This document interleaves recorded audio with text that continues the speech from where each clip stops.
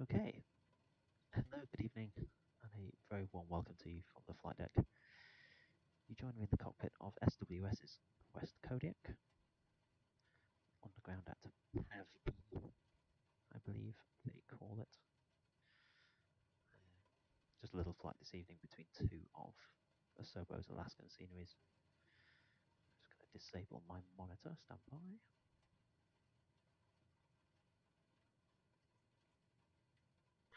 There we go.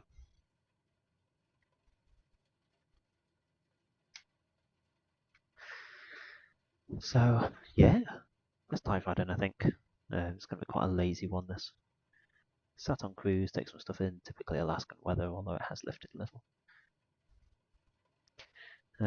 Let's check. Everything's off, switches. Fuel cocks pulled. Yeah, everything out, cool. Let's have some battery.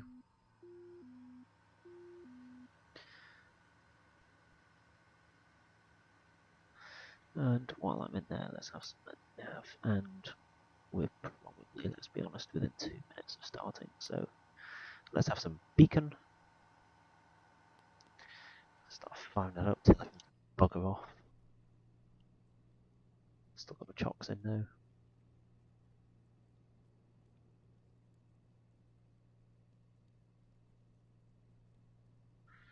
There you go, Valdez. Valdez even wrote it nice and big for you. So even the partially sighted can join in this incredibly inclusive stream.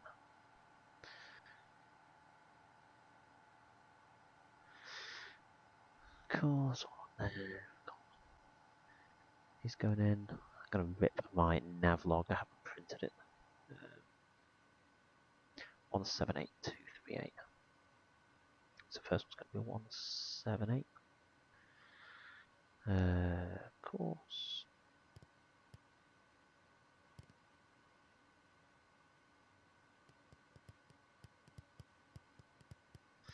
Man, that's painfully slow. We're just in the course for the QDM in the first VOR.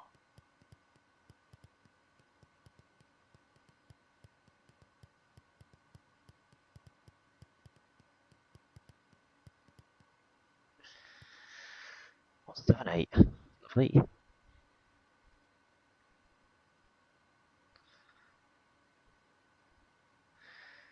So we've got a beacon on. Let's open the tanks. Open the firewall. Let's have some. We have got some avionics already, so I think at this point, I'm trying to remember US ATC. There's some places you would request start if I was in the UK. Anyway, with an information service and above, I'd be requesting start. And even to be honest, out of courtesy, I tend to at on radio service airfields as well. Although it's not mandatory. So let's have a listen to what the weather is doing, shall we? 118.8. 118. Decimal 8.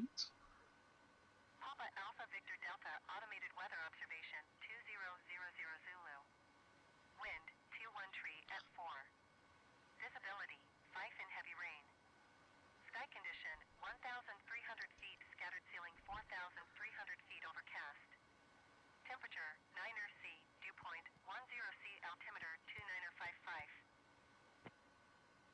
Papa Alpha Victor Delta Automated Weather Observation 2000 Zulu. Wind 21 tree at 4. Visibility 5 in heavy rain. Sky condition 1,300 feet scattered ceiling 4,300 feet overcast. Temperature 9er C, dew point 10C, altimeter 2955. 29 decimal 8. Papa Alpha Victor Delta Automated Weather Observation 765. 2000 Zulu. No, 122.9, I think it's one of the generic US CTAF frequencies. Cool. In fact, remind me what surface we suggested. Delta Automated Weather Observation 2000 Zulu. Wind 21 tree at 4. Visibility 213 at 4. So as a guide, I usually the heading on wind and nav on the runway 213. Again, that's for rotary stuff. If you know you're only sticking VFR, you can change it any time, but it's a good reminder and an instant lookout if you lose your engine. So you can, at a glance, see which way the wind direction is, and then you can set your course bar onto the runway as well. It's the little things. It's the little things. So that for us then, let's be honest, is going to be right to left, whichever one that is. 25, I think the runway. Select runway 24. That'll do. So we're not going to call for start. We don't need to do that. So we've had our beacon on for a while. Everyone's booked off. Let's open the window. So look, yeah. Looking around. Scream clear in a comedy voice. Cool. So let's have the fuel pump on. Prop goes to max. Check. Parking brake is set. Fuel's open. Mixture standing by. And without ignition, because we are on high power starter. If I recall correctly, this is me trying to remember the Kodiak. Start. NG 15%, 10, 11, 12, 13, 14, 15. Go on.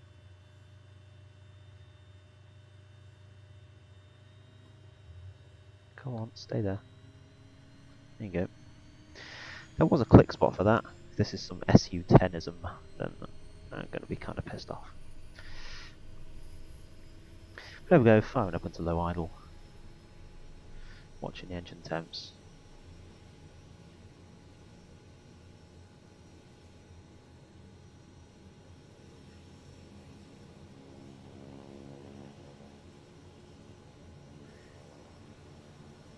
Coming out now, good start. So let's have generator, alternator, starter off, standby fuel pump. Can have avionics and the aux bus.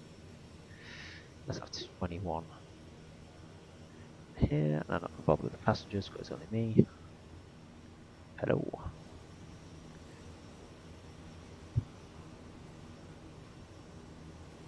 Let's have that sweet aircon on. Let's have the pitot heat on. Just that little bit earlier. Normally I do that when I'm rolling for taxi, but you've got visible moisture, so you want to start getting rid of that a bit sooner. Let's have some flaps.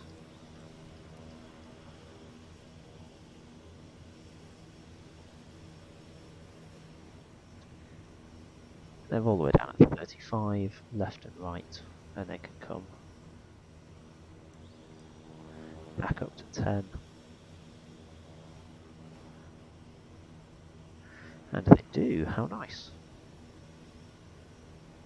And that is that.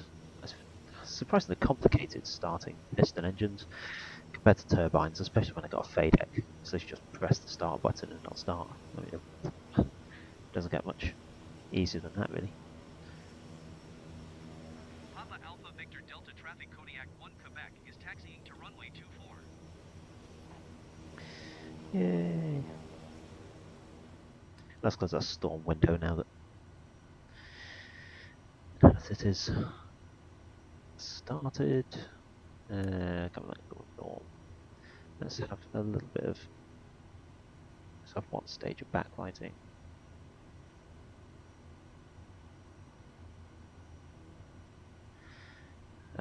Leave that in.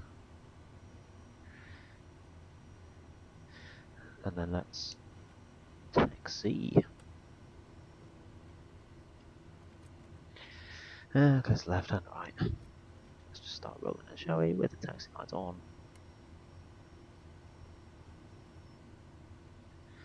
Ignore this guy. On your head.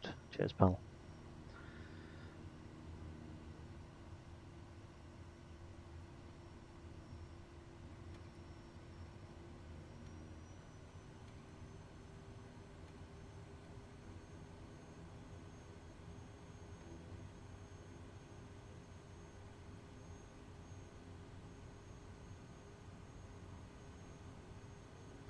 And while we are taxiing, click this up. Idle for the minute, let it stabilise. Then we'll test our inertial separator. So looking at our idle figures, 1200-ish, 477, 53. And then we can walk back up to bypass. And looking down here, 1160, 1150, torque through 190, NP 1130, 1120, torque at 180.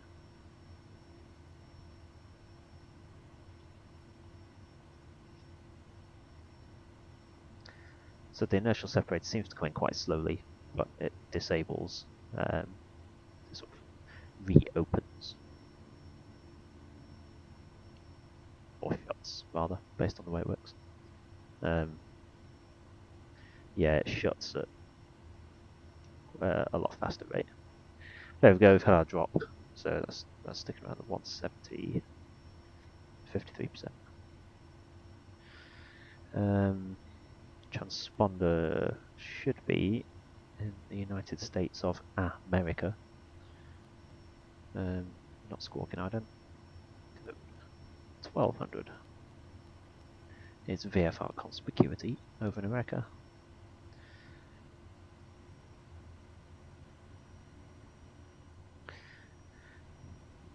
Do a rolling control function check, so full deflections. That's good. And the rudder is tied, but it's full right, and full left. And we'll put our separators back to normal. Despite visible moisture, we don't think we've got any icing. And we're not on an austere airstrip.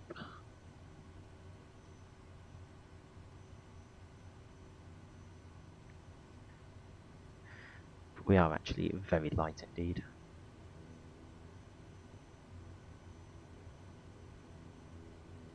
So it's just me and roughly 50% fuel for about 90 minutes flight time.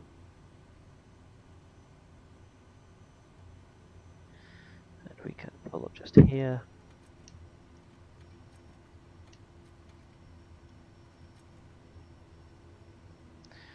Let's see, did we use your checklist? Well, shall we use a checklist? Go on then. Not a very good advocate for aviation safety, am I? If I'm doing that. Backweight select, seatbelt secure, inertial wheels are locked. And it's just me, so that's fine, that's all secure. Flight controls, we've done as free and collect, fuel selects are on, shuttle valves open, fuel quantity has been checked as just over 50%. Trims are checked, I can put in half of right, so maybe I will, especially since we're so light actually. I should have 5 degrees of right on. Engine inlet, first check on the flight day. Yeah, 300 foot-pounds on the power lever.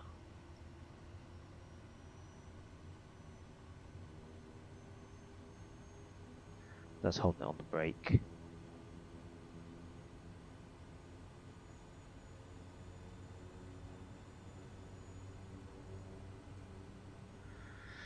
$300, we can go with engine system instead, we should be getting at least 24, we've got 26 volts, yeah, cool. Governor overspeed warning.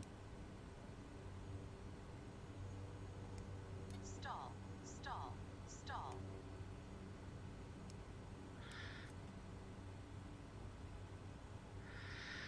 Idle, no inertial separator. Pitot static, mere 5 invisible moisture. Ugh, that did how much harm to leave them on. Avionics CDI. Annunciations, strobes, parking brakes, max RPMs, and high idle. Yeah, whatever.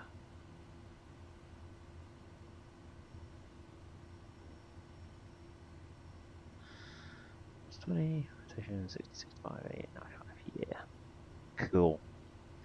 Righty ho. Let's quickly pop in 12,000 on here, 12.5. 3, 1, 2, 3. Oh, man, it's tedious.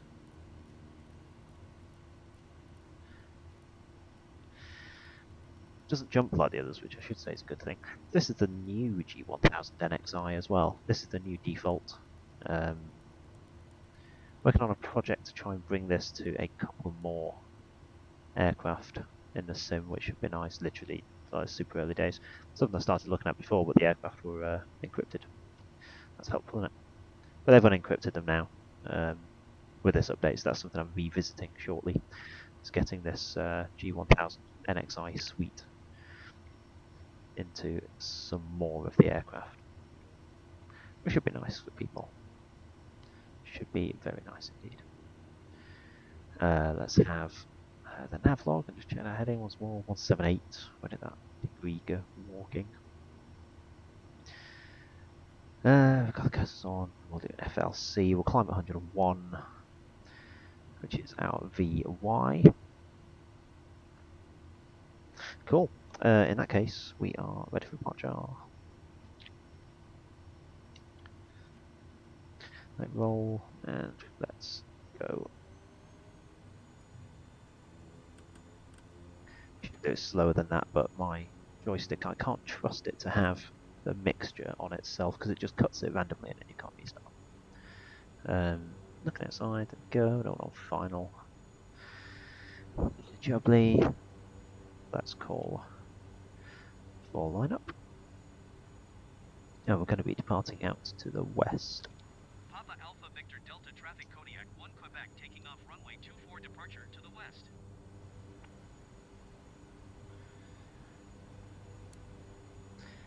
Let's get those landing lights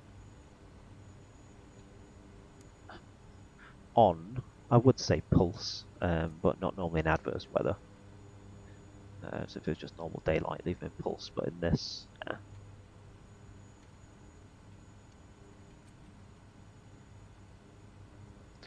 Cool. ISO's locked up. Let's bring prop back. Should we do prop back 2000 RPM or 2200? Nah, let's do 2200. We've got a long runway here. So we'll keep full prop. Let's make sure the rest of my joystick is paying attention. Let's have that back on. Engine page. Back. Lovely. Let's check the range out there.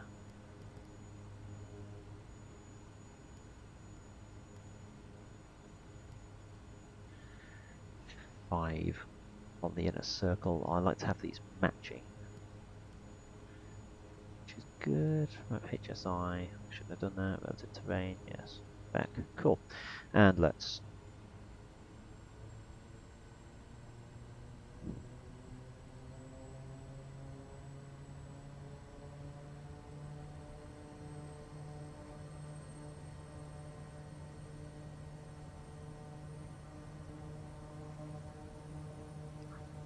we're going to talk nice and steady then. And since we're light, I'm going to cut mine at 1500 for this departure. I'm not going to need any more than that. That's brake release.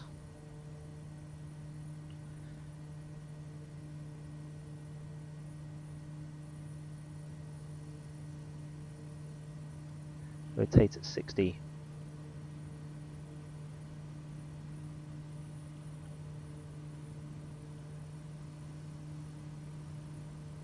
Let's get the first 300 feet out of the way at 75.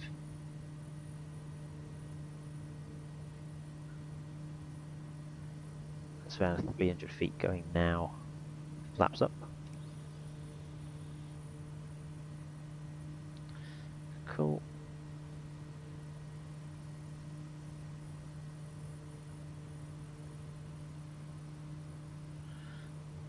And let's push and sink that heading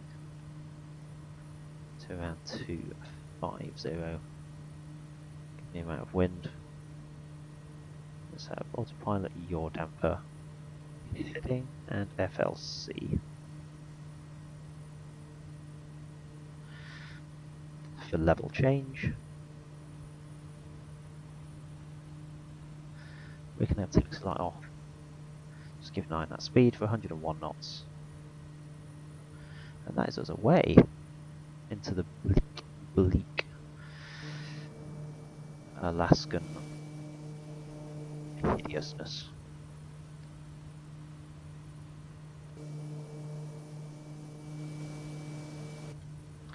As you can see, we've got a lot of terrain going on and a lot of weather, to be honest, so we'll be heading left out of this ASAP. Let's get that solid climb on. And now we're getting a slightly cooler engine. Let's start pushing that up.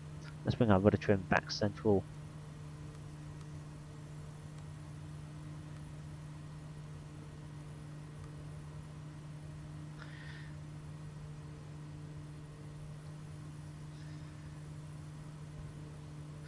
And we should have been squawking by Charlie there, shouldn't we? So let's have transponder and alt on 1200. I guess it wouldn't really matter as much out here. So that's us over the NDB.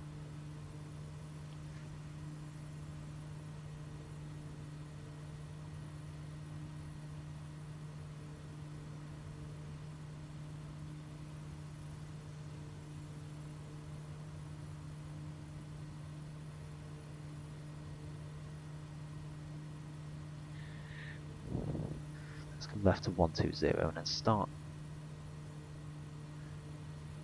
intercepting our medial. This should give us some terrain advantage just as we keep climbing.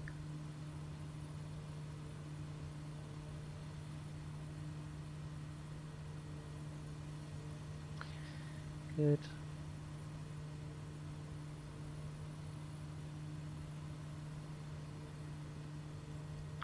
That's 2200, and in a moment let's start pulling back. So I'm now happy.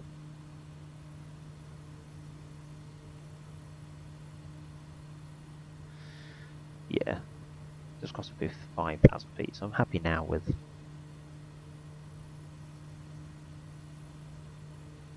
the altitudes. There's a lot more green on there.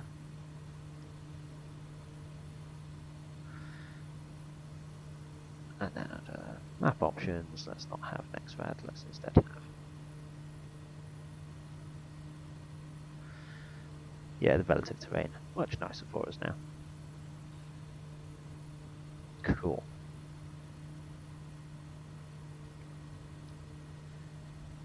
So we can see VOR1, we're starting to intercept that radial now, 178.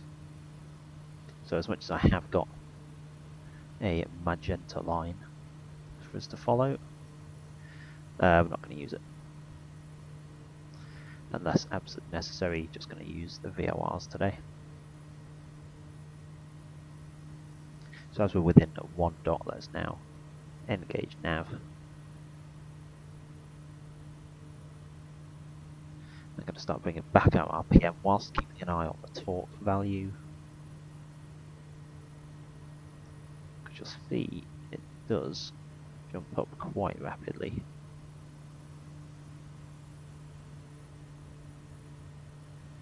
So it's gradually pulling back on that, especially as we climb through 7,000 now.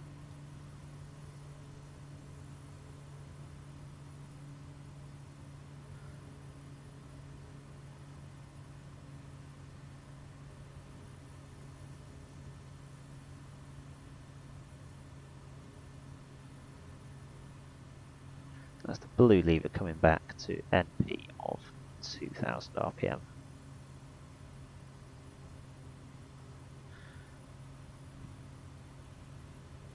If a little overdone there, back at 1990. And I'm going to start pushing that torque now. Climbing cruise up to 18. 40 is the max, just going to keep just off the yellow.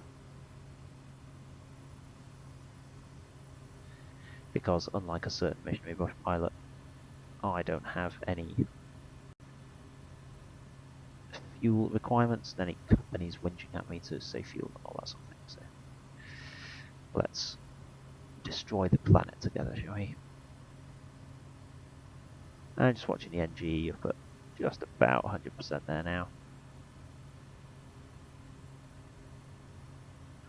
That's 2,000, yeah, 100% on the NG. on your power generating turbine. So essentially just fly with that at 100%. It does sit there 100.1, 100.2, but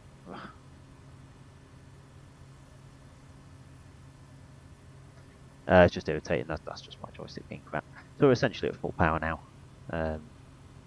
Crossing through 10,000, so we can check landing lights off. And coming through visible moisture, so let's have nice lights off and heaters on. And to be honest, let's pop the bypass on as well.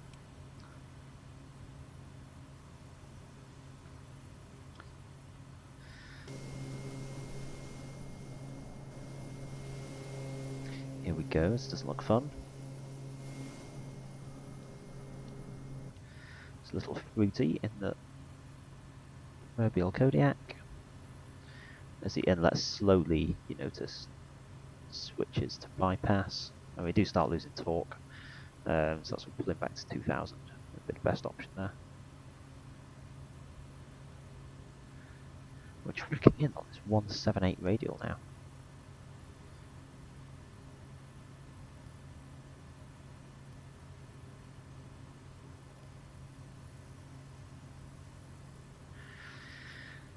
"25 miles.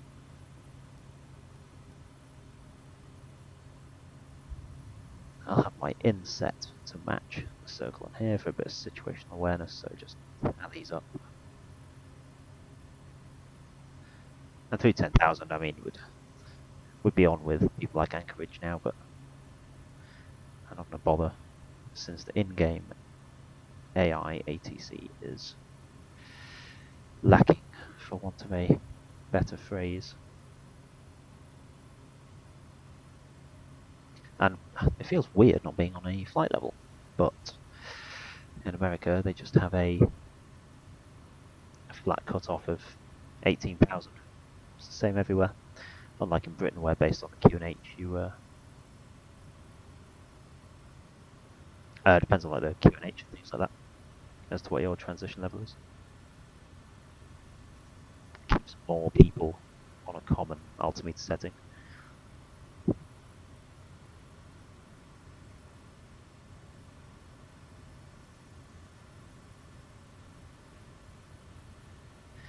Here we go. Doing a couple of cloud layers now. Let's get that inertial separator back.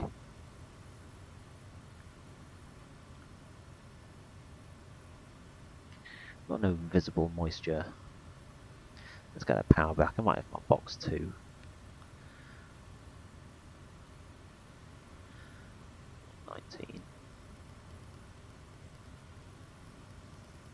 One, two, and 119.3. Get the audio. Come to microphone. Let's bust some airspace, shall we? It's kind of lumpy here. We've got a bit of a band. We do seem to be between the layers quite nicely. With the shiny new G1000 NXI, which isn't as new for people in the beta as, you know, they should expect it to be. People using the working title one. But it's new enough. It's just nice. It's what it should have been all along. They just need to make the fly-by-wire A320 the default one now, don't they? Add some quality to the sim. But here we go, between our layers, look a bit soggy out to the left. And a bit snowy down there.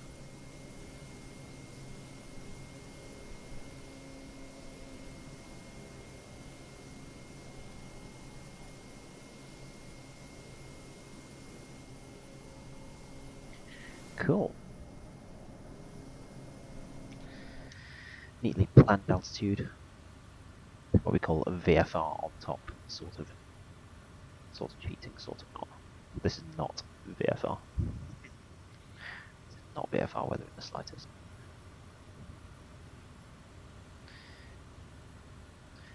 And now we just sit back and relax, really. On the whole,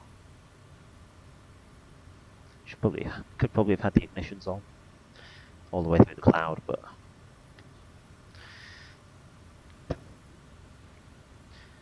meh. Reduce that flame out risk.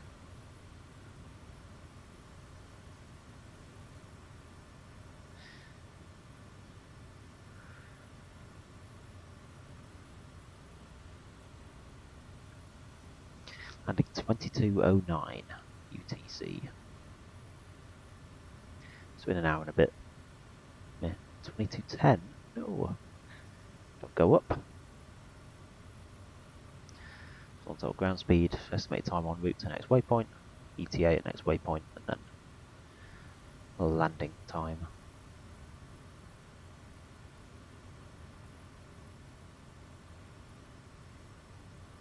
Might be able to try out some of the new VFR approaches.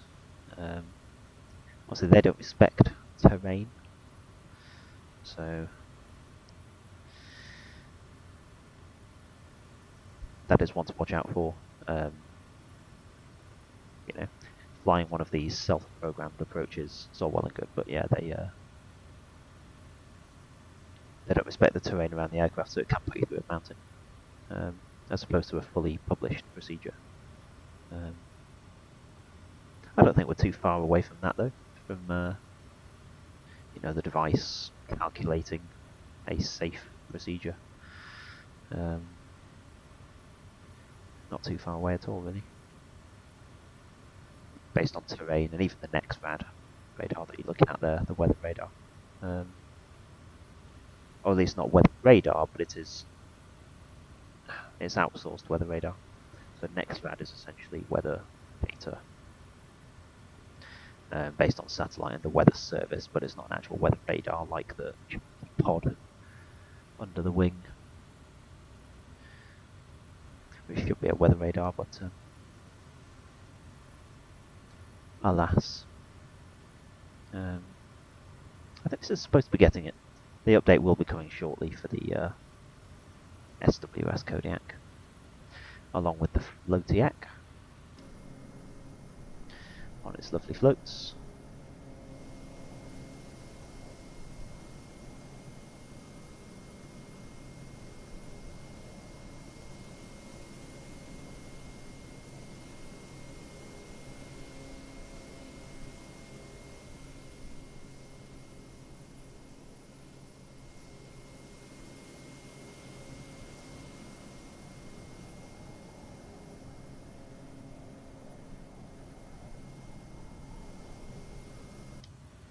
So it's a windy up here. We've got 168 at 32 knots. Oh, that is some aloft windage right there. Ground speed of 158. Man. Not really? What with a 32 knot headwind? Not that. 10,000 feet. That's a bit sus, is it not? Don't know, maybe. 30 knot headwind giving us 150, and yet our ground speed is still 159. Interesting.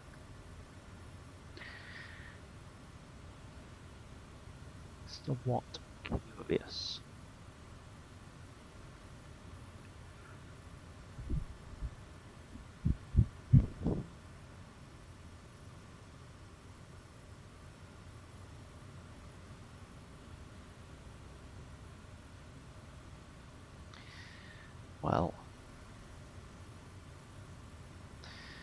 Well, we've had, well, we'll shortly be coming up to 30 minutes, just to try and save a bit of oxygen. So it shouldn't be more than 30 minutes.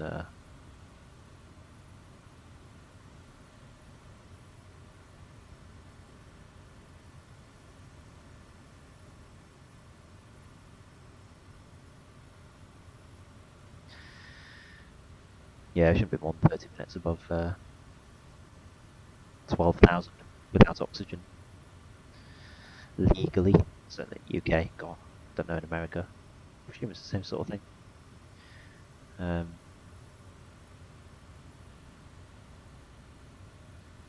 But you can make it, you can sort of make it last. Give it 30 minutes, have your timer, and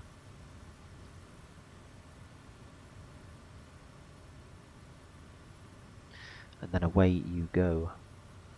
High as a kite on your oxygen. You're probably higher without, aren't you? I would have thought. I would have.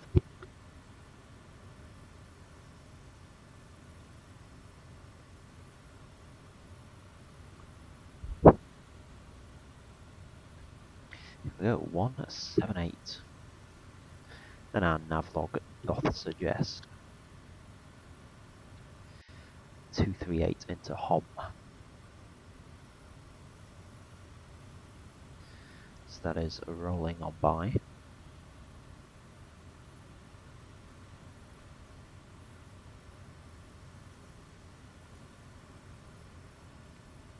So let's punch in a heading for the time being as we start getting closer anyway.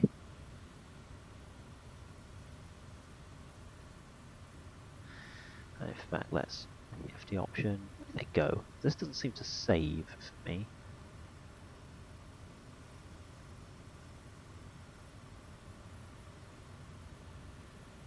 It's better. 7 miles.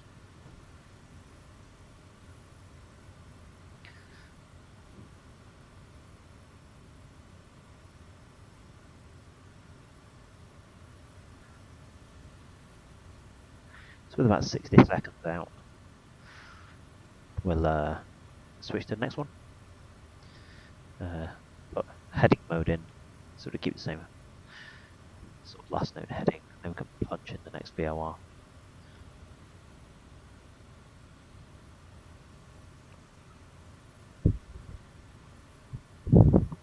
Switching our desired course to 238.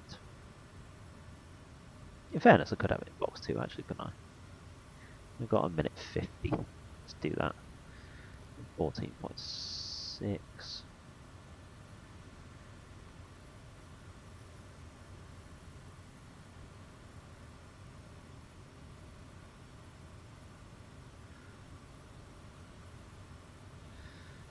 Minute 30. Distance 4 nautical miles.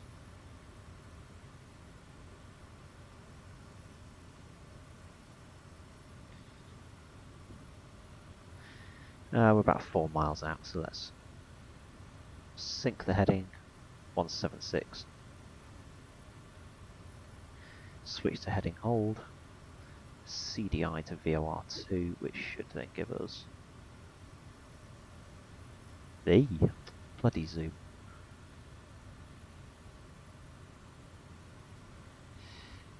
Six, bloody hell. Right. CDI2, which I can't change.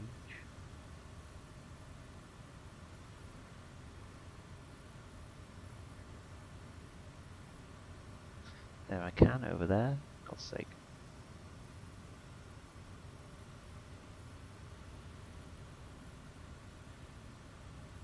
(238), and that is DTK 238. We can now switch back to nav. That got me for a second there. I never really clocked that that course 2 doesn't work there.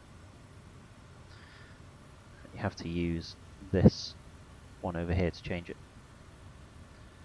Which is irritating, to say the least, but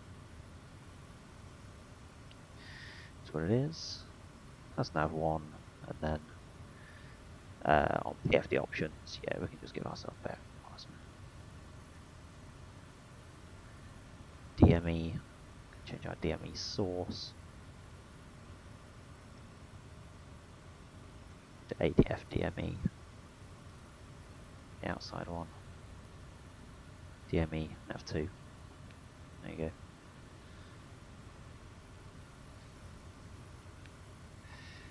You just press ADF DME to get rid of it again. So this is us gradually coming in, intercepting this 238 radial.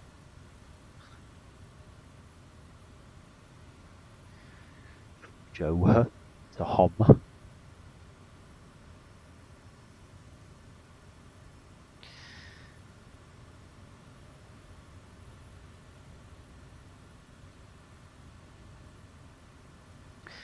And let's pop that oxygen on about now.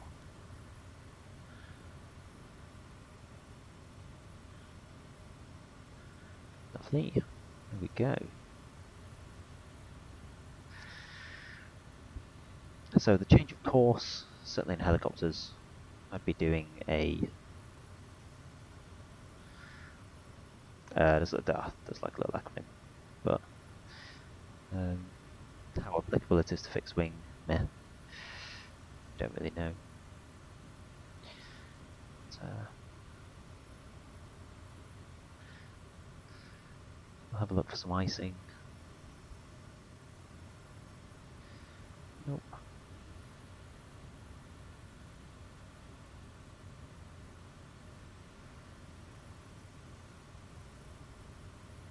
Yeah.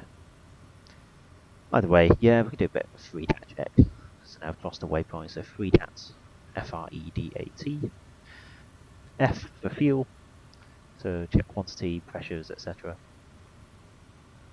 So fuel quantity is fine, pressures, yeah, fuel flow, 340, fine. R for radio, not asked about that really, I'm not bothering to be on with that, still with anchorage center 119.3. Engine, so literally just check in P's and P's. Things like carb heat, if you're in a piston aircraft, but you don't need that, but for this it'd be like inertial separators. I'd probably think that would trigger me to look at the heat on the aircraft as well, and things like ignitions if you're in cloud. D for direction, make sure we are going roughly the right direction. So I know from the nav log it is supposed to be like 238, this course. So you can see that it is there. We have got quite a strong 24 knot crosswind from the left, so heading wise with 228, so about 10 degrees off, but we have got a good VOR course bar.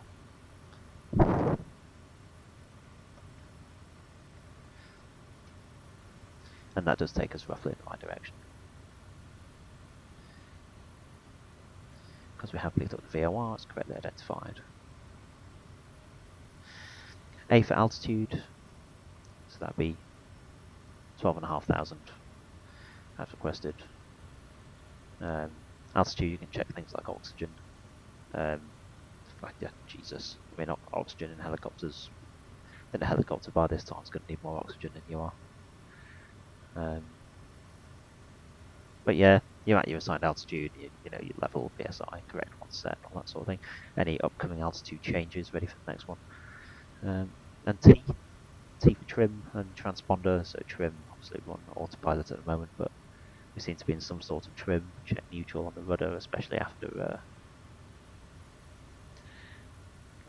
changing it for departure, in this aircraft in particular, so stuff like this in the Caravan and Twin Otter, you need quite a bit of opposite trim to help you. And transponder, 1200, mode C. Mode Charlie.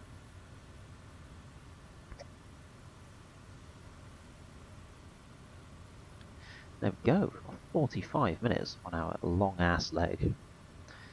And the grim weather does seem to fade out a bit after this, just as we go over the sea. That's nice, isn't it?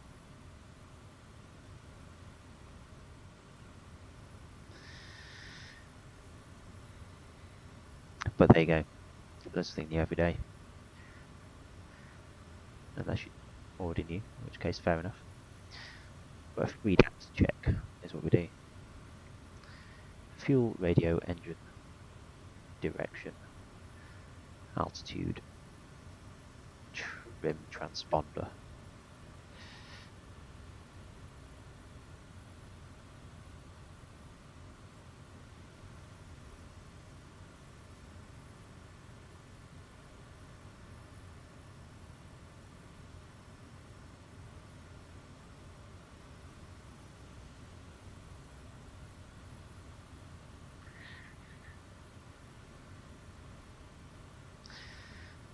quiet, 2000 RPM, 1550.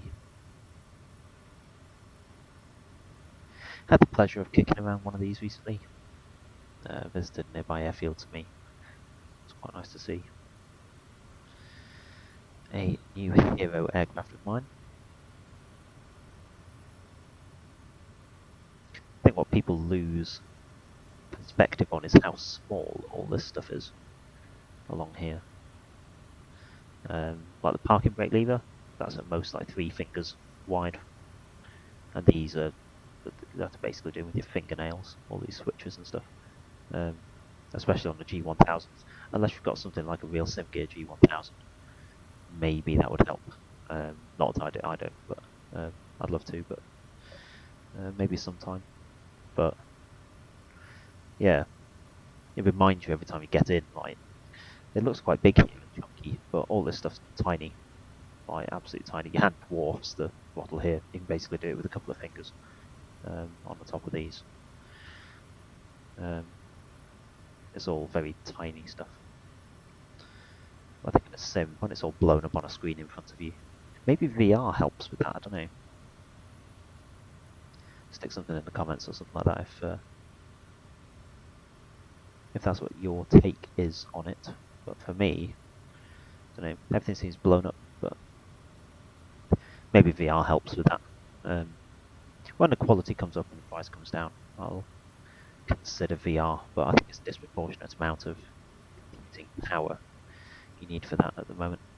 I'd rather have track IR in like a full 4K stunning setup than be looking at like when people share the screenshots, things like the potato screenshots from VR stuff they're looking at. It's just not very encouraging. Even at 8K per eye, was that Pimax 8K thing? I'm sure that's great, but lots of 8K, unless you've got like a 3090 per eye, then you're not going to be doing much very quickly with that in performance.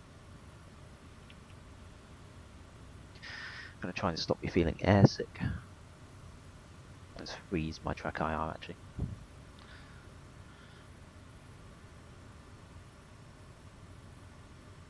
And let's kick back and relax mode in the cruise now. Have a nice little look around Alaska. What little we can see of it is starting to thin out.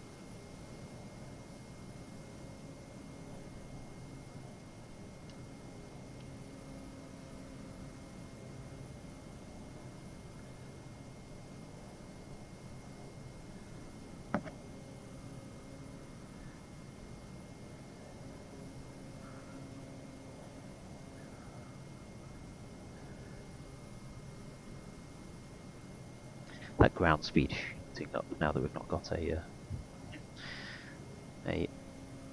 30 odd knot headwind humbling us. 186, not bad. Not bad. That ETA coming back to 2300 local in the UK. Exactly what I was after. If I get bored, I may even do some DCS afterwards if people are up for that. See if I can get on a server so people can stream the snipe me and shoot me down. Keep things exciting. Twitch are asking me to manage my channel directly from my phone. That's nice of them. Thank you very much. I already do. But it's the thought that counts.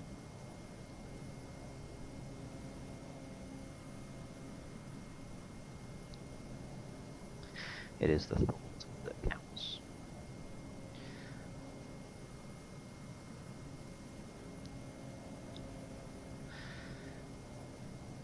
Here we go, some nice Alaskan scenery coming up for you all.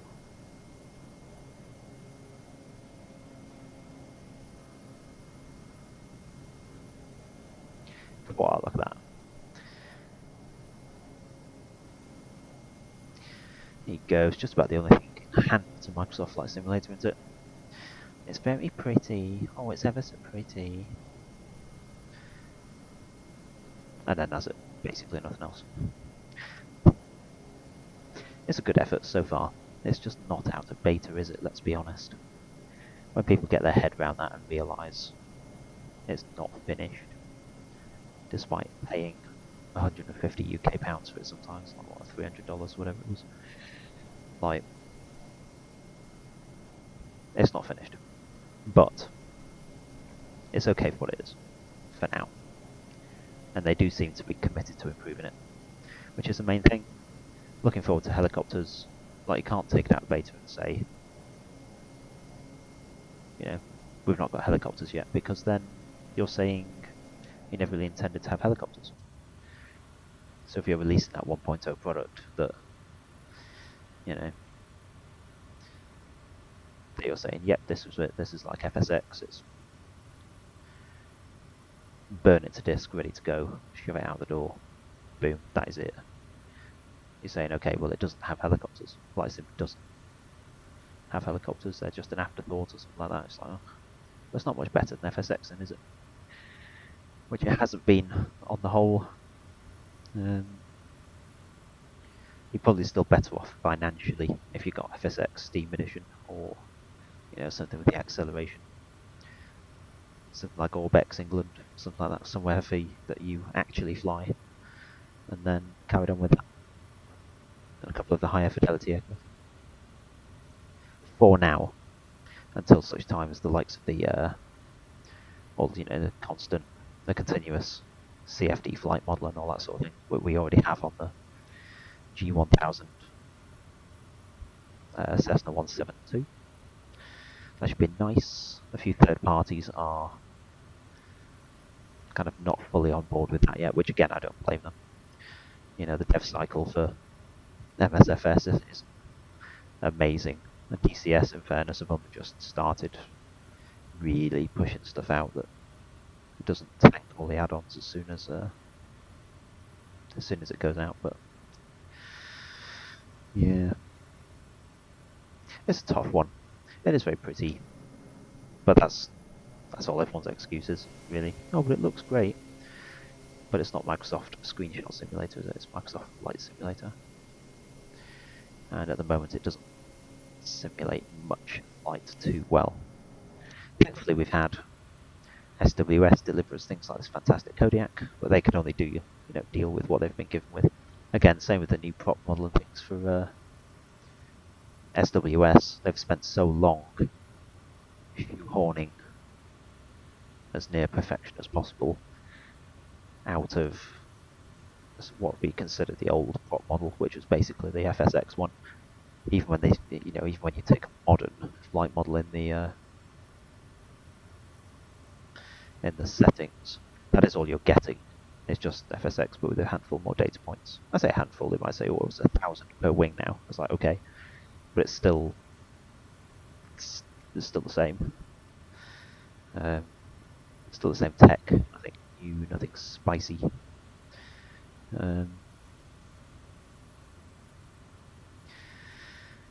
But yeah, it'll get there. I'm relatively confident now that it'll get there. Like the ATR has gone quiet. I raised that on the forum like within the past week or so. Because almost like the ATR's gone quiet. Maybe that's another aircraft that is coming in SU10, because it was supposed to be built by the end of this year. But that's gone totally quiet now. But apparently a few people have picked up on the flight sim and the other forums in the community that it has been essentially confirmed as late next year now. But I mean, if that's something that's going to be,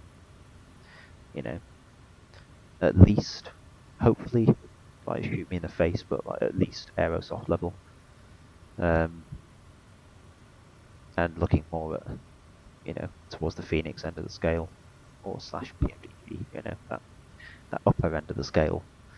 Bearing in mind it's essentially the Flight 1 ATR on steroids. Obviously the Flight 1 ATR was 500, but we're getting a 600, which is broadly the same, just a bit more modern. Yeah, it does seem that you know, Hans Hartmann, people like that, working on it. It'll come. But Hans also worked on the CRJ, and that's got a lot of surprising deficiencies from Aerosoft, who just seem like they've not modernised themselves as much into the new standards of the sim. I'll climb above this cloud, stay here or go below it. Let's plunge through, shall we? Let's do some ice flying. So I've got visible moisture, so let's go ignition on, bypass, and surface. Come on. And realistically, in this, you might get thinking of, you should turn your strobes off in an aircraft like this. Just because they'll blind you and disorientate you. Like it's the same effect as stun grenades and even just strobe lights in horror movies and things like that. It's just to disorientate you very quickly, the strobe lights. So an aircraft, anything bigger than this or like Cessna Caravan, you probably don't need to, but something this size, you should be turning your strobes off really. But then this sort of patchy cloud potentially not warrant that. We shall see. What does it matter? It's not real. There you go. Nice to see the outline of the sea ice, which I presume is just the terrain tiles that Bing have got. But it is a weirdly specific phenomenon like that. Obviously, you can see it from space. I experienced it down in Antarctica, where you really could see on the map and from all the charts and stuff where the line was. You saw it looming up on you. So just sailing down towards then, you know, where your sea ice line is. Obviously, it's smaller in Antarctic summer, but it's still there. As soon as you then hit the sea ice and stuff, and that's it. You are ice breaking from there. Yeah, really cool indeed. Cool phenomenon. So, yeah, kind of breaking out of that cloud again. Just an element of, do I go down or up? If anyone's around, by all means, shout it out. Go below and keep the scenery, I'll go above and keep the efficiency. We shall see. We shall see. Especially now on oxygen, we could go up, I guess. We could go up. But by how much? It's going to have to be about 2,000 feet. 14,500. Yeah.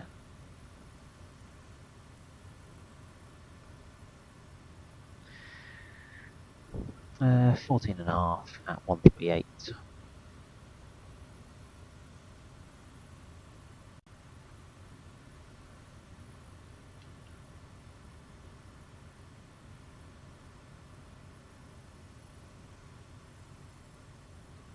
That's quite beautiful, really. Like I say, the visuals, apart from performance issues, which on the whole, I've fairly consistently, like since day one, actually been impressed by the bang for buck with the visuals in MSFS. So, you know, for how good it looks, when I'm not streaming, I pretty much run at 60 FPS, near enough everywhere. The only issue has been the airliners, like the default A320, it starts dropping, and then default A320 at the default Heathrow. That's lights out. That's the game over. That's kind of unusable now. I don't remember it being as bad at the start. It seems to have gotten worse over time. And most of the stuff when you read it says it's the displays in the glass cockpits. So somehow the glass cockpits like snap up a load of resource. Which is a shame. And even the Phoenix, I was kind of impressed with at the start. It's no worse than the sort of default A320 for me in performance, but it is noticeable. and it is slightly irritating, the Phoenix A320 performance drop for me on my not inconsiderable system laid out before me.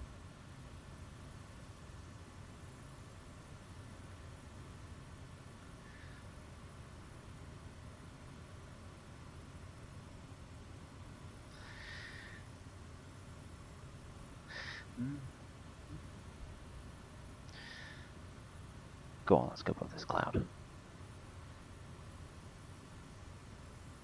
Look at that, it's very nice though. Is that sea ice? Or is it where the terrain tiles? You know what, that is a fairly straight line, but it does curve round. But that's a very... I don't know. I'm intrigued. I might look that up. I might just go on Bing Maps and have a look. That could well be the state of the sea ice at the moment in Alaska. See, now the effective altitudes have been only at 13.5. Torques. Back at 2000 RPM. Let's try and get that bit more torque out a bit. But even now, NG 99%, starting to lose efficiency really. Only at 350. Might even leave. Now the heating has been on for a while. You're not going to get as many big chunks of ice coming off, so I'm going to pop the inertial separator. Watch how quickly it comes back. 13, 40, 50, 60, 70, 80. So it recloses. It shuts off the bypass a lot faster than it opens it, so you don't get sudden, like a sudden torque drop.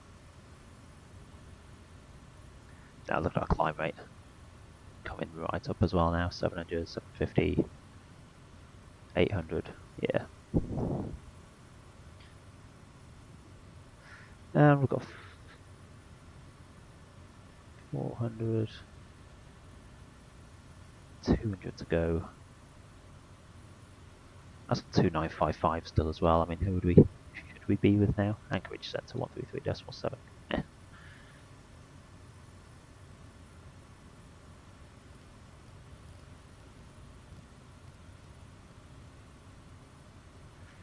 Pop that in anyway, but not going to talk to him.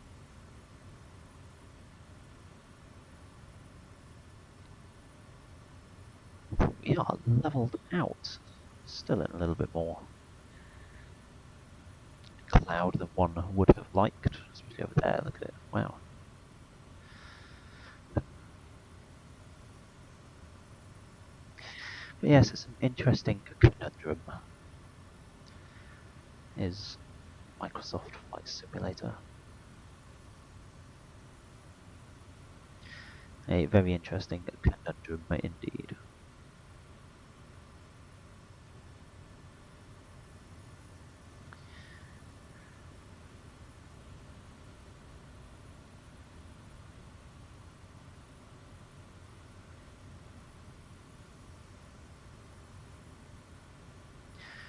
But it's moving in the right direction. Is it moving as fast as they let on, or as they, as they would have you want to think? No, don't think so. Nowhere near. But if you get over the marketing rubbish, it is good as a beta, and it will, it will come out of it soon.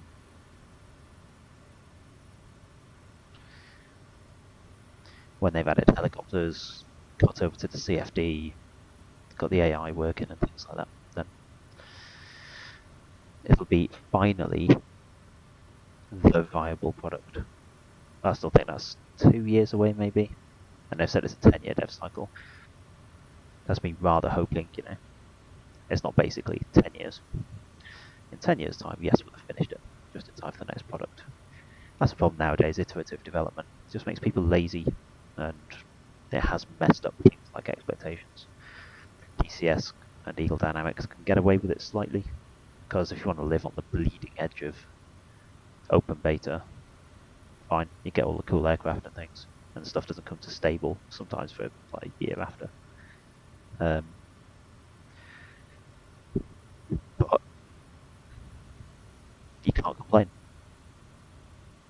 You can't complain and say, oh well, you know, the F-16 hasn't got this yet. It's like, yeah, because it's not finished yet, like we said, like when you bought it. Unlike with this, where it was like this stupid 6-week beta process where they just gave it to a bunch of influencers to just cough all over, jizz all over, and then that was it. Just like, oh, that'll do. It's like, brilliant. Out of all those people, how many have actually? So you haven't given it to, anyone who actually flies an aircraft, anyone who intently, like some community pillars from the original community, just gave it to people. Anyone with a YouTube account was just like, there you go, you can have the new flight simulator. They pay you to say it's the best thing in the world for 6 weeks in beta and all that sort of thing, and then that'll do, it's out. It's like, no. No, sir, you are wrong.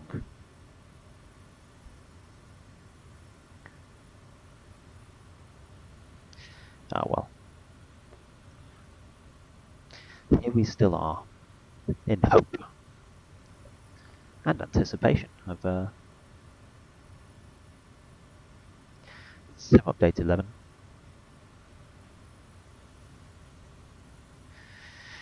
Coming on the 11th. The 11th. Oh my god.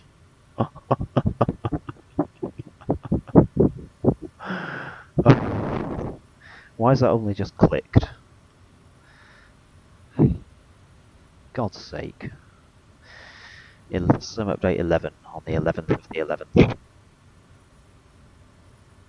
Incidentally clashing with Remembrance Day in the UK then, probably. I would have thought. 11th hour, 11th day, 11th month. Which means I'll most likely be otherwise engaged, so I won't actually be able to do a day 1 release video. Thank you very much. Oh well. How's that taken so long? For God's sake, see what they did there.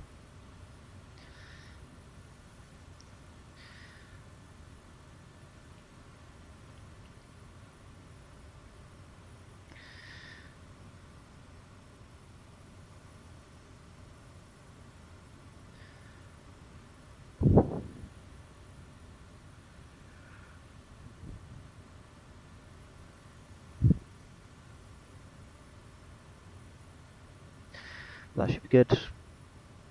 It's got a type with which I'm irritatingly familiar. That's right. I do like. I've liked the Camry a lot as a helicopter. Yes, it's French, and yes, it's held together with cable ties and a microscopic lycoming. Bottom hole, good aircraft, good feel. Safe, capable. People are wenching about the Camry being proportionately the most crashed helicopter in the UK. That's because when it first came here, everyone was just diving into it, and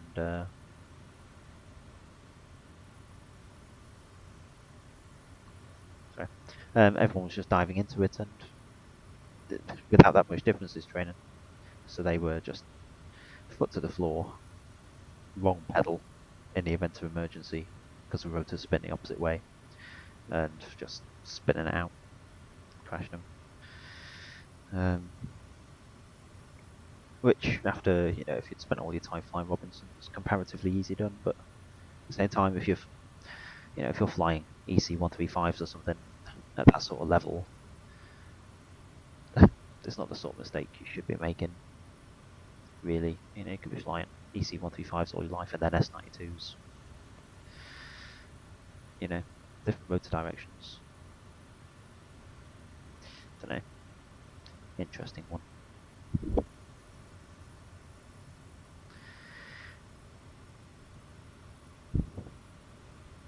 But we have that to look forward to. And what I would consider the reasons I went for this channel. I've actually got something valid to contribute, like my contribution to society, streaming fixed wing stuff. There's certainly a lot less, I consider it, than rotary stuff, just because they've kind of overtaken each other now.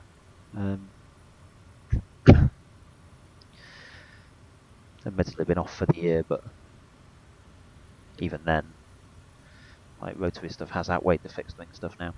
Trying to get back into fixed wing again imminently in the next couple of weeks or so, in the absence of rotary flying.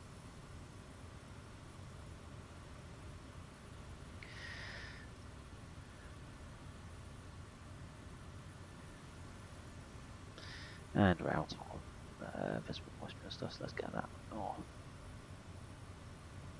Okay, not waste the igniters. Fine. A little bit longer. So yeah, there we go. Sim update 11, the 11th. Bet they won't release it at 11 o'clock though. I'll just be disrespectful. Probably 1600 again. Or what will be 1500 Zulu by then in the UK.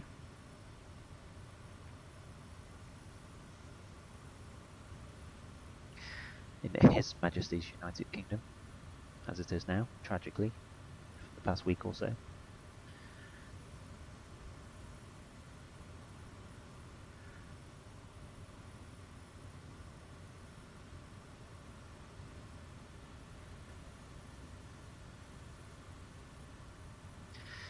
I don't know what it's like for anyone watching in America, what sort of relationship people have with their, their heads of state and things like that. I think monarchies, obviously, it's still a fair few of them in Europe. I don't know, that relationship's a bit different with that head of state. I'm sure not many people would be particularly sad if, Trump or even Biden or someone like that kills over tomorrow. Just like, I'll just get another one. Whereas obviously a queen that's been there for multiples of decades, well, certainly like, more than half a century, 70 odd years. Yeah, it's quite a big thing, as a lot of people have said on TV and things like that. When it's been interviewed, it's just like it's been the only constant for some people, like a grandmother figure to anyone who didn't have one. I guess people have said the same about the Pope and things like that. It's a sort of a fatherly figure that people see spiritually in God and all that sort of thing. It's kind of fair enough. People want to latch onto something like that. That's fair enough.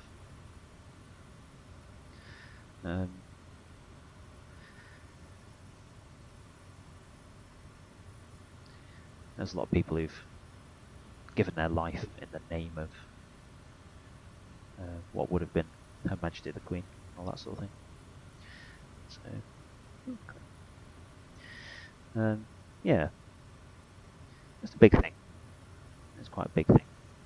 Those seemed weirdly sudden. I think a lot of people are in denial. If you looked hard enough, you could maybe see it coming for about at most a week. But on the whole, it was fairly sudden, all in one day. But yeah.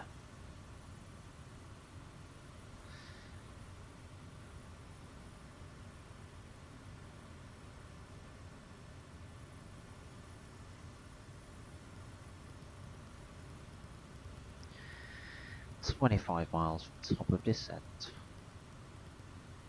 Allegedly, anyway. So let's now punch in with Anchorage. Anchorage Center, Kodiak 1, Quebec is type 2, 3 miles southwest of Papa Alpha Whiskey Delta, 14,500 feet. Request clearance to transition Charlie airspace.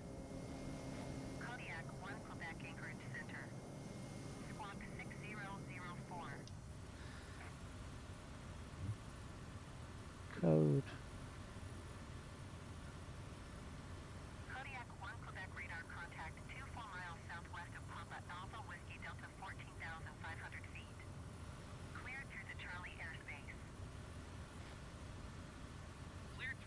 friendly airspace Kodiak 1 Quebec.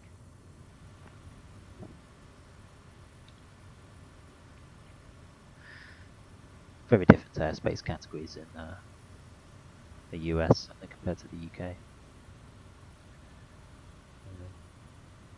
Keep making ours smaller, really. Cool, 10 miles, so let's stick some sort of procedure on this. So let's approach into what is most likely going to be 19. The straight approach. There's no rad alt on this, is there? No, there is. Hey! Let's have that sweet 200 foot.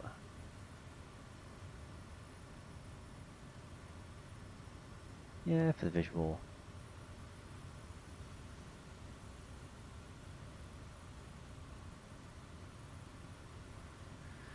And then we can push flight plan.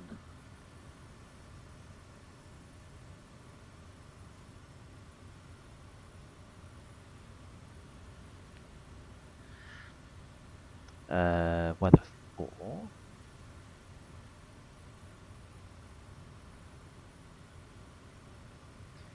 KB. Oh, it's not going to give me any weather, is it? There. Please. Just want some sort of weather.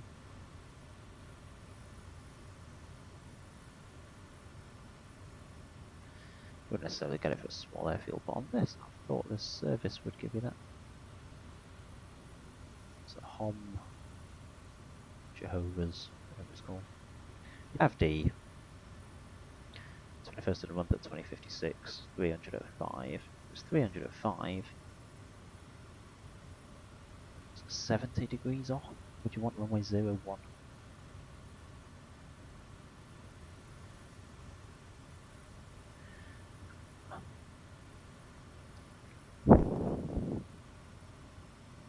This is why they teach you in ATPLs, isn't it?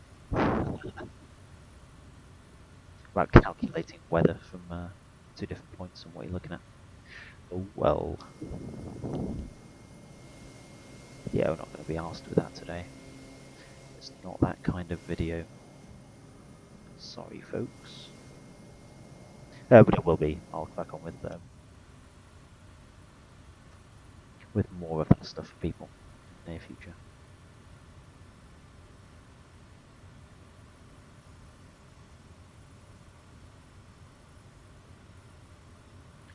So yeah, 3 degree glide path, 12 minutes out.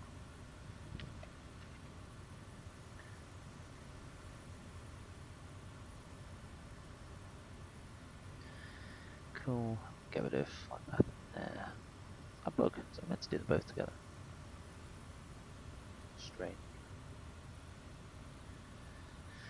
Brightness is. I've messed about with some of the settings that are on CPD. That's what I'm most paranoid about now. Because again, it used to be so stable. Something like everyone would whinge on about crashes and all that. And you know what? I never found performance and or crashes to desktop to be any particular issue until I don't know, like SU8 maybe 8 and 9. I started getting crashes on final at like 200 feet across decision height in basically any aircraft. In some places, I tried taking add on sceneries away and empty community folders, and it just would. Like the crashes in SU9 in particular, just gone. But SU8 as well. That's pretty. Look, you can see the lines in the terrain. Yeah, the crashes in like SU8 onwards, mental. But until then, on the whole, absolutely fine for me. Never any issues of that nature anyway. A lot of things missing in trying to do stuff like for for like real world procedures and things, and he couldn't do it. But on the whole, you had stuff where everyone's just complaining it's broken, and it wasn't. I don't know. I'm not on a potato, but I'm not on the world's absolute fastest computer. I mean, it was essentially the best you could get in 2012.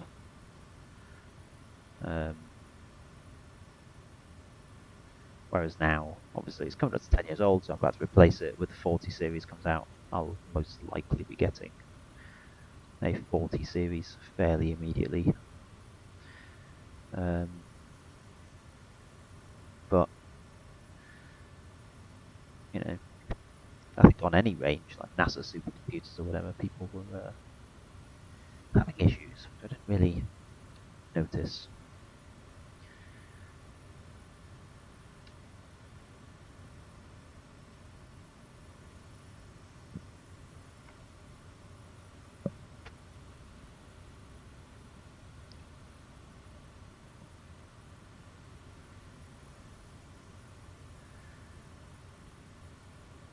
Right, before we get to hom, I'm going to mute up and have a beverage.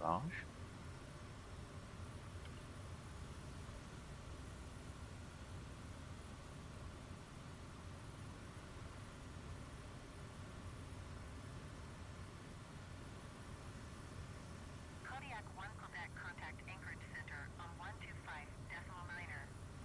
Good day.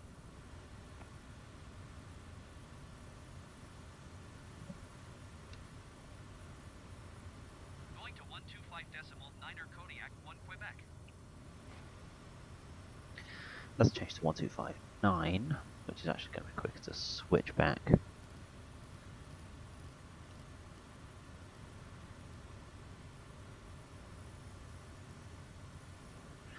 One two five nine. Anchorage Center Kodiak 1 Quebec 14,500 feet. Kodiak 1 Quebec Anchorage Center QNH 29.58. Continue to Hotel Oscar Mike as planned. Okay.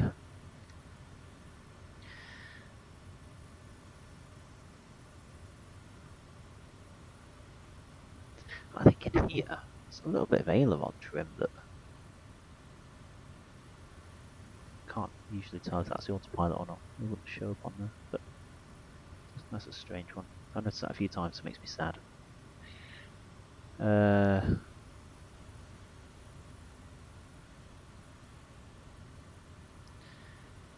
Let's come out of flight plan mode, go into waypoint.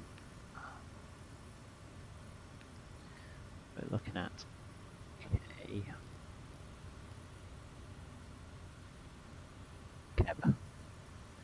There you go, that's Keb. Kevin. 1229, yeah, whatever.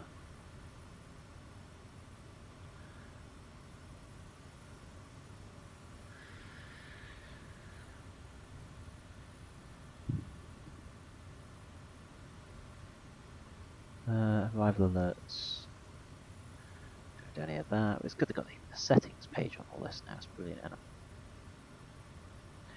And you've got nearests. Black gubbins. NDBs gone. They're miles away. There's VORs.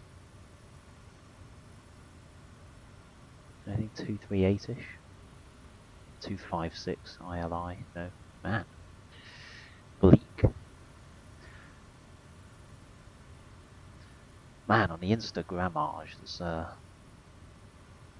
quite the array of Alaskan bush flying videos on it.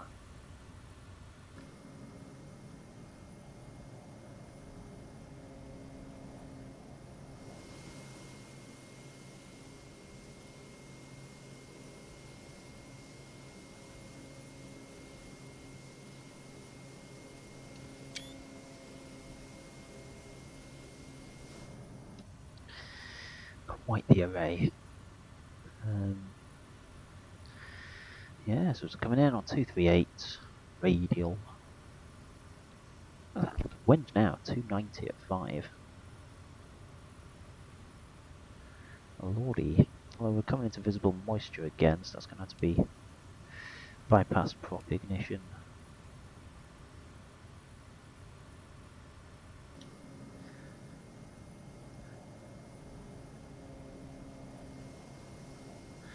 A bit of cloudage, but we'll be out the bottom of that in no time. So.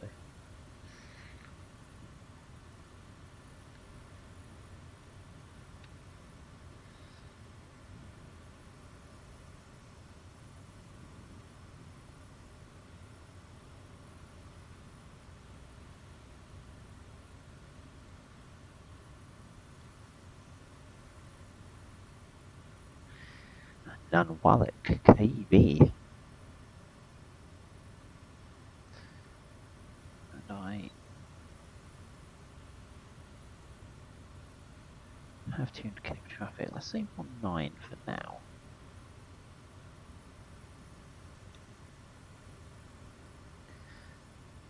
So you would try and identify with a the windsock and the set square and all that sort of thing, the signal square, but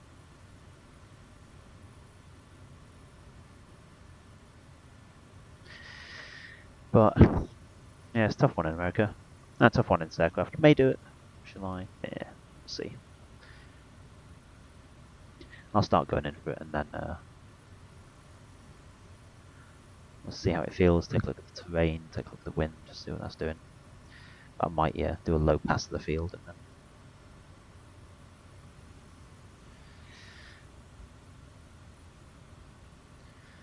work out what the wind is doing, if there's a windsock there or anything like that. Any obstructions on the runway. Scare off any moose or bears or God only knows what else you get up here. In this somewhat beautiful place.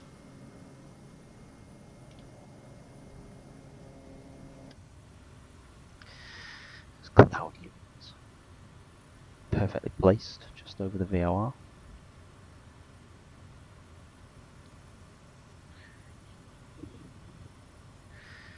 And at this point I will be switching to FMS mode.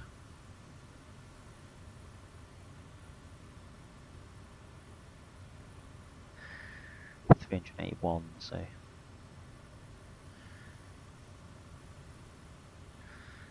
let's just get that altitude down to 350.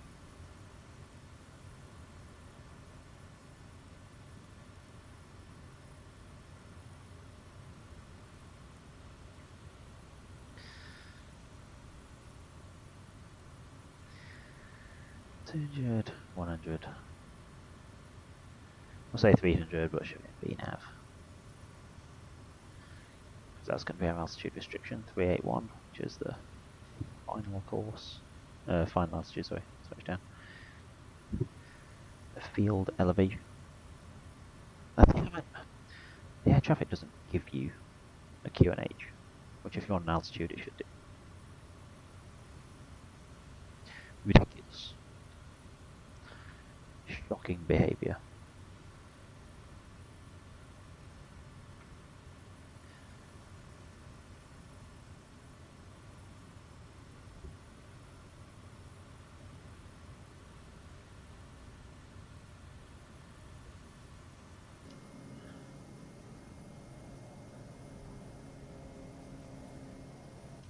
Oh, it's getting cloudy again, just in time.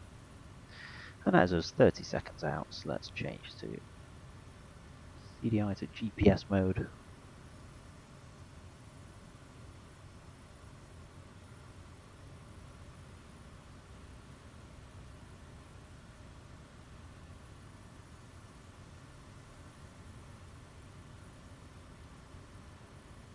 And nav.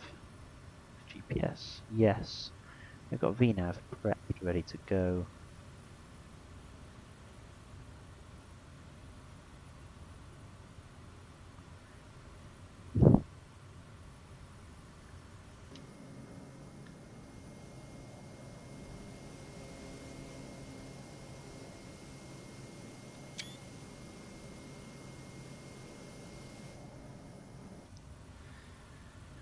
Lovely.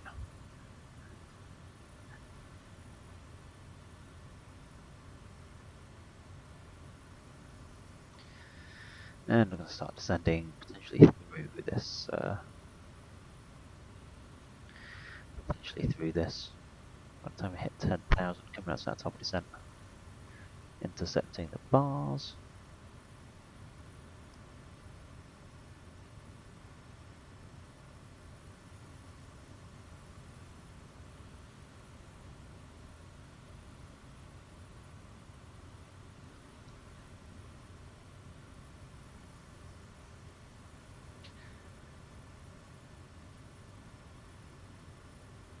Ugh.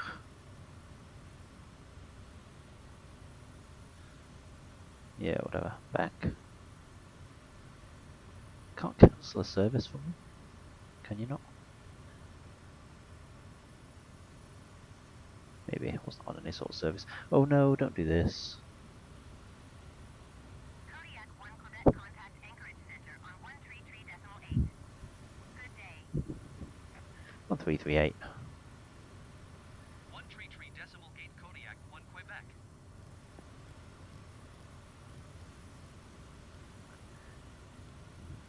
And from here now, I'm not going to do that. Am I here?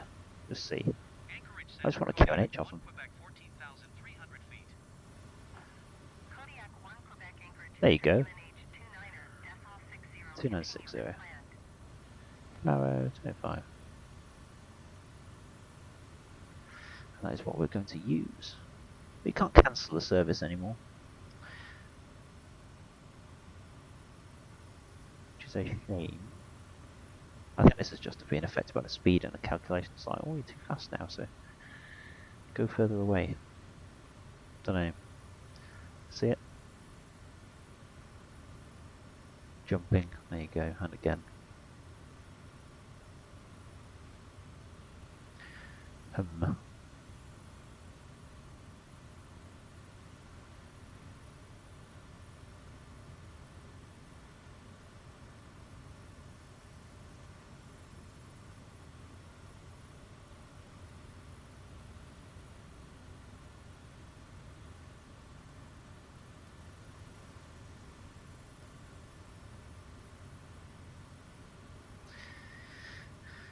Yeah, that's irritating.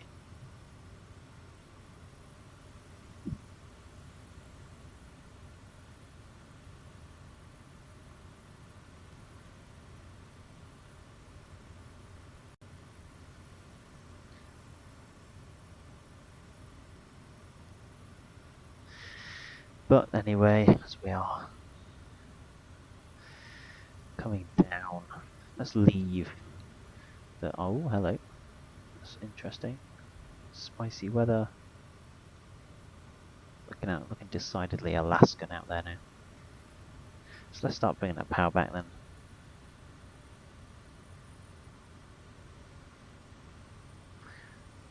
I've got anti-ice on. Ignition is left on.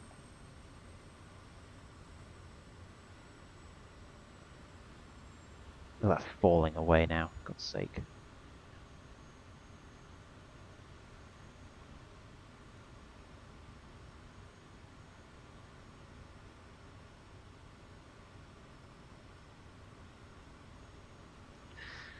Doubtful you'd want to be idling at this point.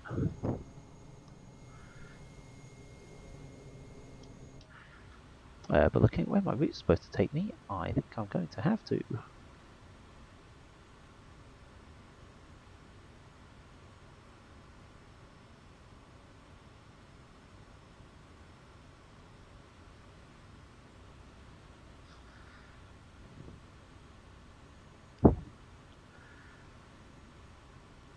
And let's look at flight plan.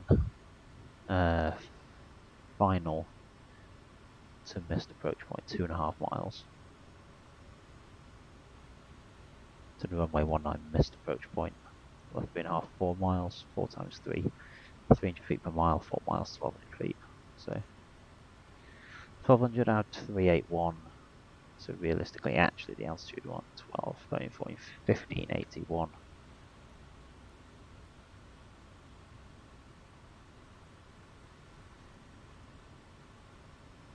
Which I'll just keep as 1500 because that's the small amount you have in the hand. Here we go, come down to 138, just on that flap speed now there. Now we are below 10,000, so apologies, we should have had pulse lights on. Check belts 10,000, so turn oxygen off. As we now start leveling out, fix it up. Get a relatively consistent speed, 138.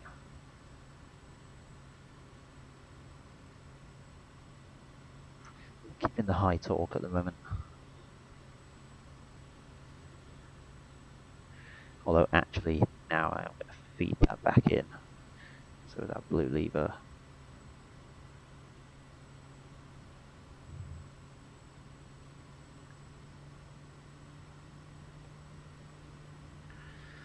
That is feeding in, you do get your torque decrease.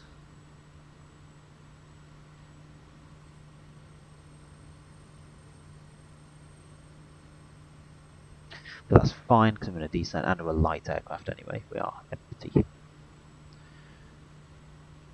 And this VNAV does not know what it's doing, does it? That is surprising. It's the sort of thing I thought they'd have fixed. It was the porpoisey VNAV, I must say. Just trying to keep the speed as stable as possible, but that's a bit disappointing. I was about to say disappointing by working title, but to be honest, can't really be disappointed. That's free, can you? Don't really have a right to.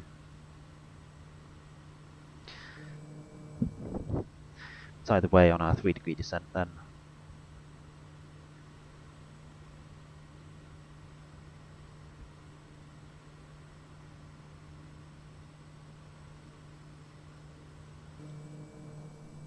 That is it ahead of us. That little sandbar looking thing.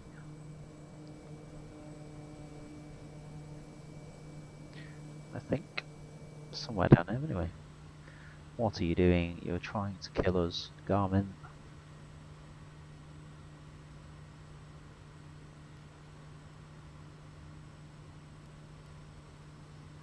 The Garmins didn't do this in the helicopters. We're out of visible moisture. Let's take that off. Ignition off. In fact, we'll leave ignition on. Leave windshield, we'll test surface and pop off. So there's a bit of visible moisture around that layer.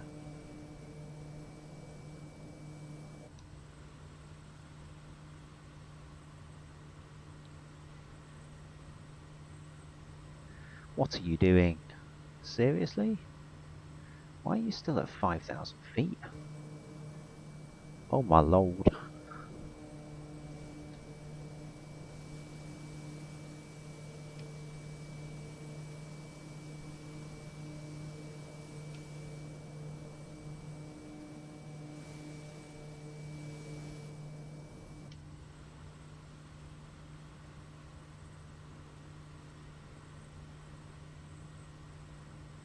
Is this gonna drop me down sufficiently? It's got 5 seconds to do it. 3, 2, 1. Turning now. The outbound leg size was overhead. Hello.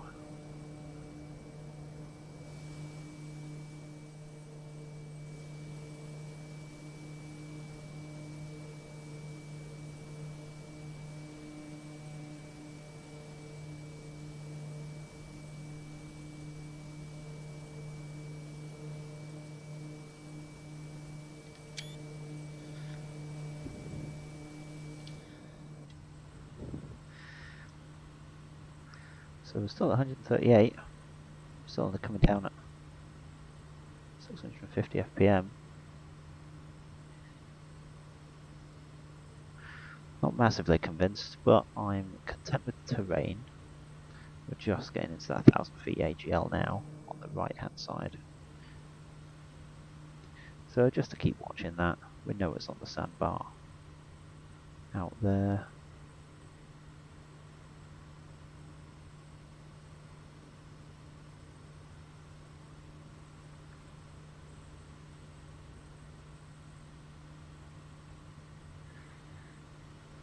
Clearing this nicely. Starting that descent, that's 2,000 AGL now. Over this little ridge. That's actually quite a big ridge. Who doesn't love a good ridge? Now it's dropping us. Is there some semblance of terrain awareness it's got now?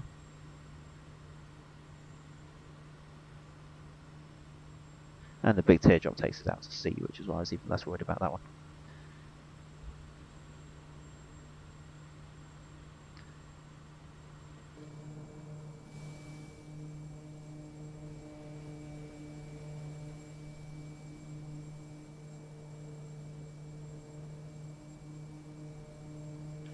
Oh, what an aircraft, the Kodiak.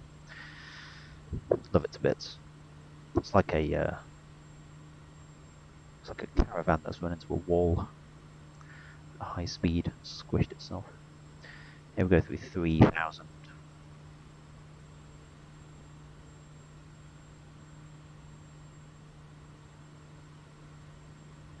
Okay, this is now good.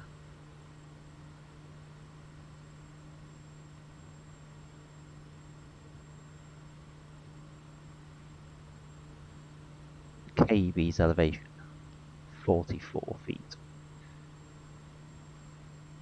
So actually it's not 381, is it? So that has calculated it for us.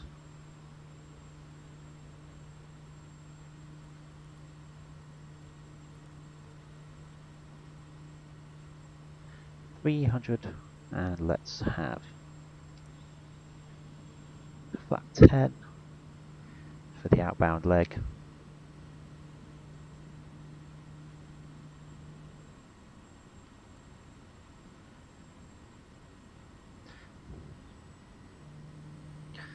And we're now in approach mode, so we have got a virtual glide path, which we can follow all the way around. And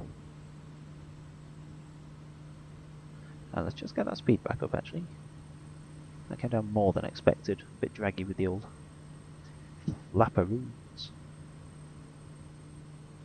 I'll leave the lights in pulse now, because it's daylight and nice weather. So we'll keep the ignitions on for final. We'll check the seatbelt is. And locked. Both levers are fully forward, which will bypass. I'm going to be brave and leave the bypass off for landing. But it's the sort of place you'd consider having it on, just because you can hoover up gravel into the engine. That's not healthy for anyone. 30, yeah. Bad altitude set for 200 feet. It's approximately 2.9, I think, the wind. Around here it is, anyway. So I don't know, on that bit of a tailwind, really.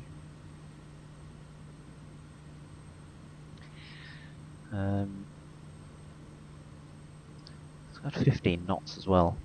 It's not ideal. But then coming in the other way, it's going to be a little bit spicy. This is the one that's suggested and that rubbish. So yeah, we shall see. So we're on com 1. Bugger. Oh well. It's 19. We'll stop landing position. Kilo Echo Bravo traffic Kodiak, 1 Quebec 3 miles north, 800 feet inbound to land runway 19er. And now we are starting to get a little bit interesting with the profile. So just looking out, this is supposed to be leveling us out here. Not massively happy with this. Kilo Echo Bravo traffic Kodiak, 1 Quebec is on final That's okay. 19er to land. So that's 500 feet coming.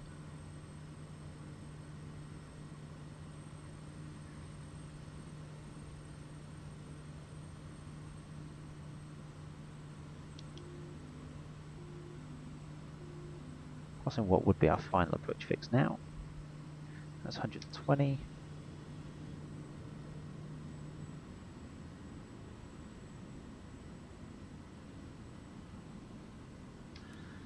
$100 full flap.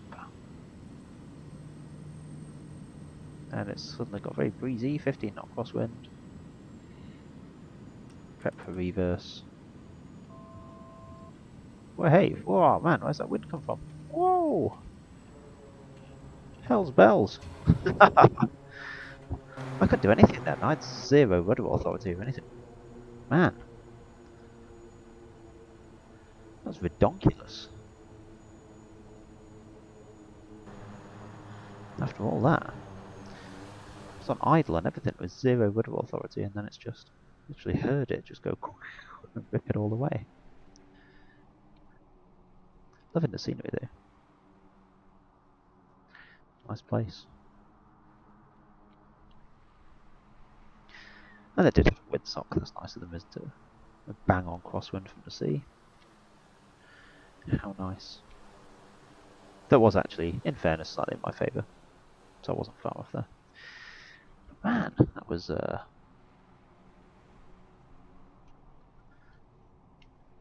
spicy. Even down at 100 knots, no rudder authority whatsoever.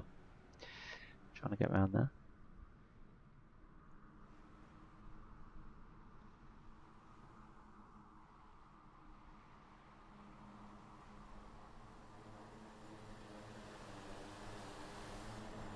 Whee.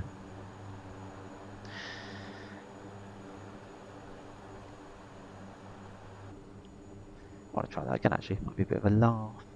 I think, see air traffic. Camera Y F4? Is it? Oh, where does that take you? Oh, I haven't slewed in this. What manner of speed does this give you? 0? 150, yes. Thought so.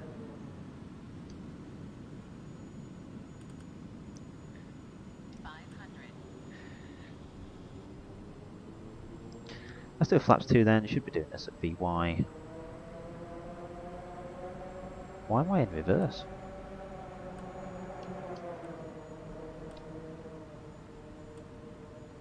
Why am I in reverse all of a sudden? Oh man, what is going on?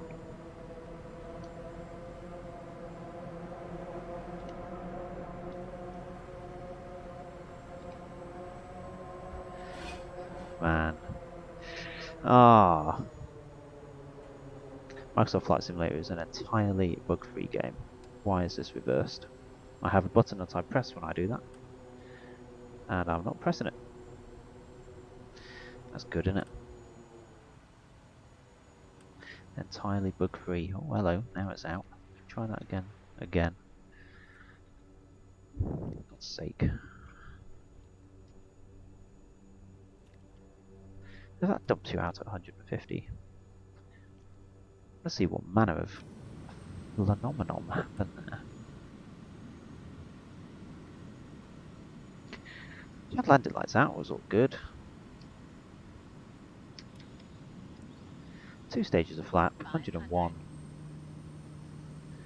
101 for VY. You can hear it.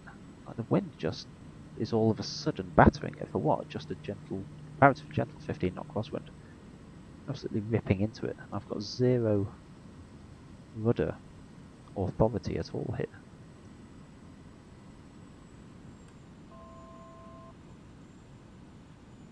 I mean, that's still on flap 2 and all that, but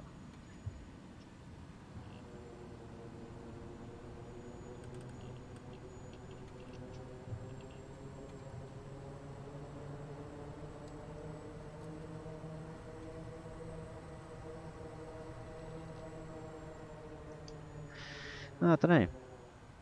That's very weird going across there. That's one to watch in the CFD with the Sim Update 11. Because that wind, man, I want to do that again. Let's set that up and, in fact, let's try it in the other direction. It's a good thing with the sim, isn't it? Oi. Let's try from over here. If I'd come in around the coast. Wee. Wait. For fuck's sake. What manner of thing is it doing? Yeah. Oh my god. Oh hey.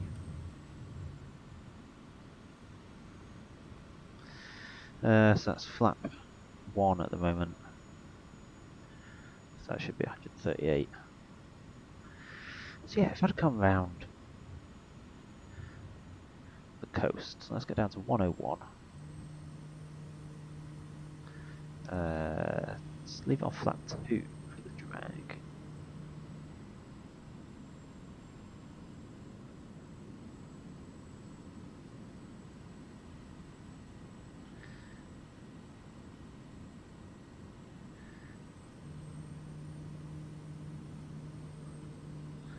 So that speed is all over the place as you're in and out of the wind, but it's only 15 knots.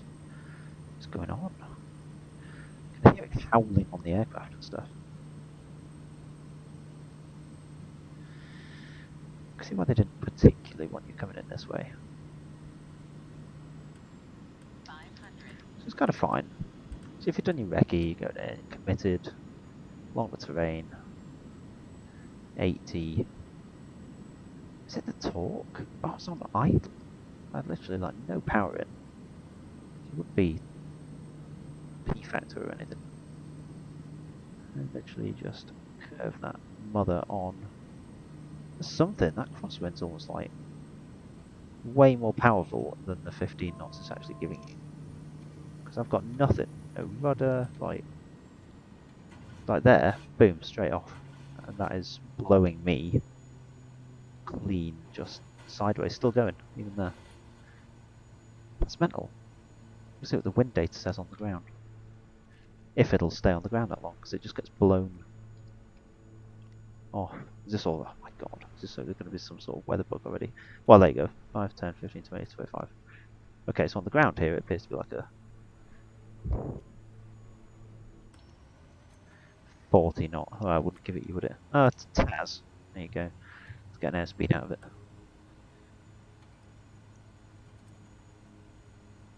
So you're getting like the Taz on saying 17 knots, but we've got a parallel windsock. There's something fecky going on there. Some sort of artificial windage, maybe. To give you the old version of landing it.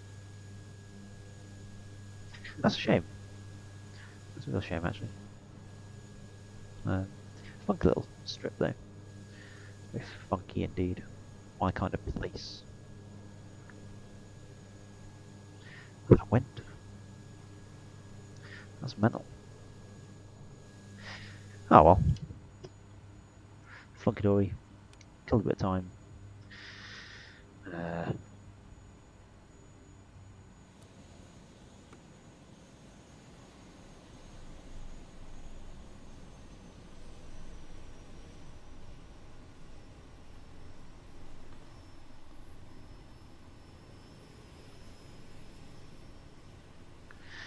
Yeah, funky, killed a bit of time and all that jazz. Yeah. I will do more flights around, I think, for a little while. Let's see what that could give us. Look at the air temperature there. All the air being sucked out of the cabin. Maybe we need to work on that, don't I?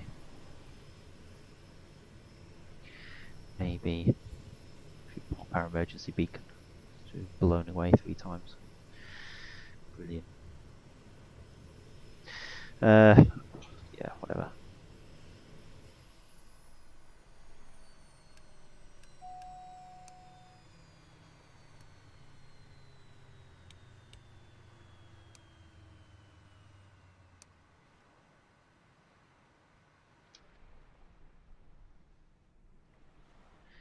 Can you hear the wind noise now? No.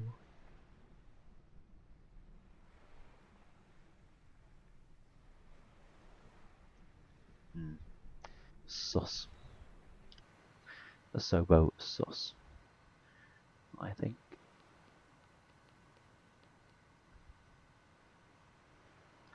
But, hey.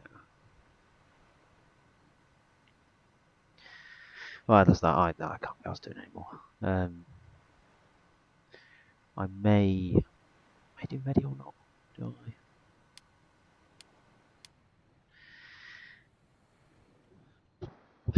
Don't know.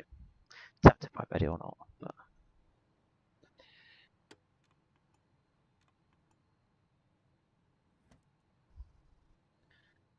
Let's see how I feel by the time I've shut this down.